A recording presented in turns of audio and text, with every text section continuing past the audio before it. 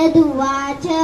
प्रणम्य शिरसा देवं गौरीपुत्रं विनायकं भक्तावासं स्मरे नित्यम् आयुकामार्थसिद्धये प्रथमं वक्रतुण्डं च एकदन्तं द्वितीयकं तृतीयं कृष्णपिङ्गाक्षं गजवक्त्रं चतुर्थकं लम्बोदरं पंचमं च षष्ठं विकटमेव च सप्तमं विघ्नराजं च धूम्रवर्णं तथाष्टमं नवमं बालचन्द्रं च दशमं तु विनायकम्